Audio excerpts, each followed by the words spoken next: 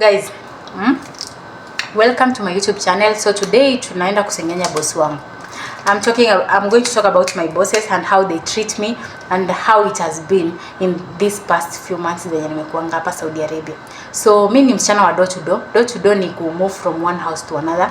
So unaweza pata mtu amekuja amekununua 2 months, 3 months, umerudi ofisi tena ukanuliwa kwingine 5 months. Hivyo.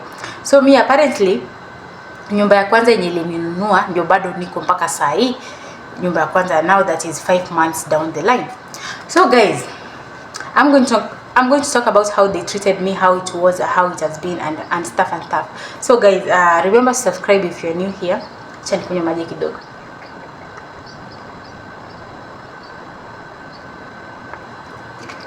Remember to subscribe, like and share. So guys, mimi nilikuja kwa ofisi na mwanaume. So mwanaume akaniambia unaenda kwa brother yangu. Huyu brother yangu unaenda kumchunga, ni mgonjwa, ako na heart disease. Alafu hiyo nyumba haina mwanamke, brother yangu ako single. So utakaa na huyu brother yangu mgonjwa na dereva. So nikakuja kwa hii nyumba, nikakaa ni hii apartment. Nikapata ni huyu brother yake mgonjwa na dereva. So I was like, yeah, nyumba haina mwanamke.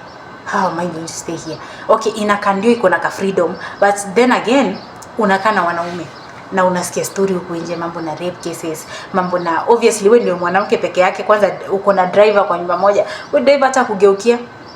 So there was so many questions in my mind.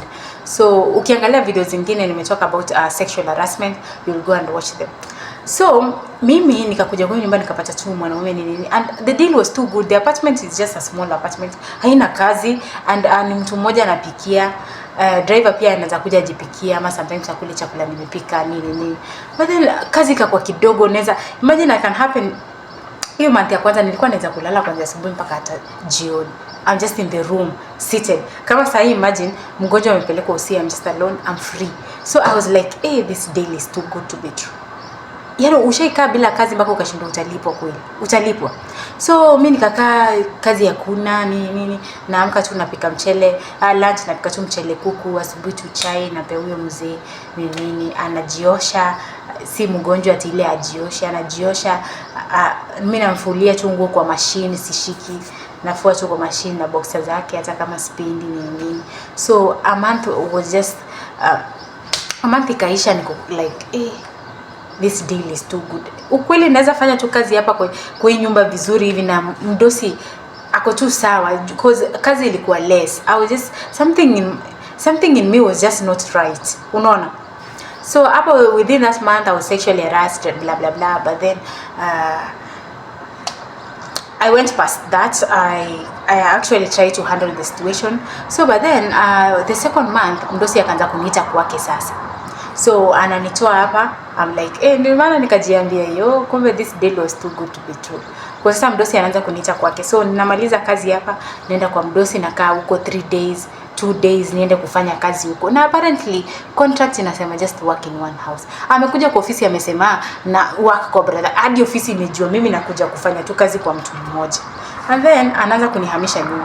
So nikaleta kichwa kiasi, nikasema mimi ya contract yangu imesema ni work nyumba moja. If I cannot work in one house, please I beg, let me go back to the office. Hata sikusema let me go back to the office. Nilimwambia tu mimi nataka kufanya kazi nyumba moja. Na apparently hata sitaki kufanya kazi nyumba ya watoto. Na ukweli sikuwa nataka kufanya kazi nyumba ya watoto. Yeye ndiye akarukia akasema basi go back to the office. Tomorrow I'm taking you back to the office. Na mimi na kiburi ni nani? Mtu ananiambia anataka kunirudisha ofisi. Na mimi niko na kiburi nikamwambia yes. Tomorrow yalla, let's go, yalla maktaba, let's go back to the office. Hiyo ni Kiarabu kidogo nimejua. Let's go back to the office ni nini? Alafu apparently huyu mwanaume akakuja, nilirudishwa hapa na driver kwa hii apartment, nikatoka kwa hiyo nyumba yake juu tumekosana juu ya kunifanyia kazi mara mbili, because mimi nataka tu nikuwe focused in one house. Yaani nikuwe tu ni hapa. Being moved from one place to another was just so difficult. So guys, nimewaambia mdosi mwenye alinichukua kwa ofisi, brother yake ni huyu mgonjwa anachunga hapa. So huyu mdosi hakunirudisha kwa ofisi eventually kosana. Wakakaa karibu 10 days, bibi ya mdosi akaniita kwake kwenda kuniongelesha, akaniambia wewe sitaki, si kitu permanent, wewe tusaidie kazi nyumba mbili, utakuwa unafanya kazi hapa ukienda ukikuja huku kwangu kufanya kazi and stuff, haitakuwa permanent, tunahamia nyumba nyingine, so please help me. And then we'll find another shagala to help the other house. So nikakuwa like yes, kama si permanent niendelee kukaa hapa, at least kama watapata shagala mwingine later on, niendelee kukaa kwa nyumba juu at least nyumba ina kazi mingi, ni push time, unaona. So mimi nikakuwa mjinga, so nikaenda kucheka na madam, tukaingiana, nikaanza kumpigia hata mastori, ananipigia mastori, mimi naomba juu ya maboyfriend zangu Kenya, naomba juu ya heartbreak zangu, tukaanza kuingiana mpaka ikafika mahali kumbe this woman anaanza kuwa attached na mimi. So this woman akaanza sasa kuni sweet talk, nianze ati mimi ndio nikae saba permanent. Sasa this woman ikafika mahali akaanza kuni sweet talk nikae permanent shagala wake kwa hiyo nyumba. Do you get the point? Ni kuwe permanent shagala wake kwa hiyo nyumba. So but the problem is this woman haendi kazi, and then uko naweza work from asubuhi mpaka usiku saa 6 saa 7, yani like there's no rest in between. Haendi kazi nini, alafu wamehamia nyumba kubwa, iko na a lot of work, ni kuosha mabio na nini and stuff. Nimefanya hadi hiyo house tour kwa hiyo video nyingine hapo nyuma nini, and then there's no rest and stuff, and then I just can't, unaona. Sasa imeleta a rift between mimi na yeye. Kumbe hiyo kucheka na madam ni kumfanya akakuwa attached na mimi, so anataka nikuwe permanent shagala wake, na yeye kwake ni overwork, like these two, yani ni overwork. Watoto wake, mtu imagine wako na watoto 4. Huyu mtoto mdogo anaweza nitoa kwa kazi hapo chini, niko downstairs nafanya kazi, aniite shagala come here, nipande stairs juu, aniambie shuka chini uende kwa fridge uniletee maziwa, na wazazi wako hapo na kuna kitu wanafanya. Mtoto anitoa kwa kazi nipande juu ndiye aniambia anataka maziwa kutoka fridge chini niende. Haya, sijui ni second born ama ni third born yule kijana mwenye sijui anakaa 10 years hapo 9 years, anitoe kwa kazi nipande stairs niende kutafuta shirt specific, sijui alikuwa ameweka wapi shirt specific, sijui ni ya sijui ni Manchester United ama ni ya gani, niende nimtafutie shati, nikaa hapo 3 hours niki-rearrange nguo zenye already nimearrange, like it's a lot of work, like yani if you ask me I cannot stay in that house. So imeweza kuleta a rift between me and that madam. Kumbe she's been treating, try her best kunitreat vizuri ndio anichukue kama shagala wake, and it's not working, so it's bringing a rift between me and her. So there's a currently sahi madam ameanza ku like ameniongelesha nikae kwake ni anichukue like kabisa. Unajua door to door ni tamu. Door to door naweza kosewa saa hii niseme nataka kurudi ofisi, nitafute nyumba nyingine na nipate a better house ama worse house, tena nitoke hapo kwa hiyo nyumba mbaya niende nyumba mzuri, unaona. So kuna that advantage ya kukua door to door. So this woman anakazana sana ni kwa permanent shagala wake. So imagine in case anything happens, I cannot call the office niambie shida ni na hii kama amenunua. So unajua sasa sitakuwa na ofisi ya kulilia.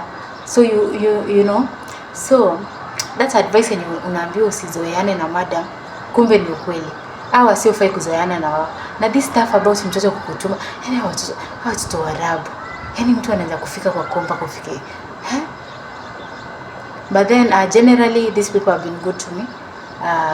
Hawajanionyesha madharau, wananihug, wananipea food na place pia wanakulianga, wananipea food mingi. Hawajanidharau at any point. But the problem is I don't want that house. It has too much pressure in it, like too much pressure, and they're not giving me a chance to say no. They just want to, sijui nini, we can do this now. Kenya wagusini kuniongeza mshahara, at least wangesema I'll add 500 riyals. 500 riyals ni kitu kama ngapi? Acha nimesahau.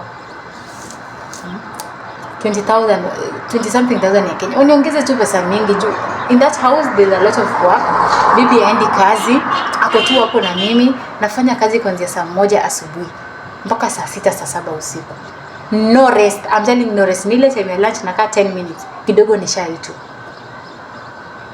Hata kama ni wazuri wananichekea tunapiga story hiyo. I cannot do it, and I'm a door to door girl. No, I can't do it, but apparently they've been good to me. Hata baba tunacheka mpaka sometimes tunazoeana. They're just good people.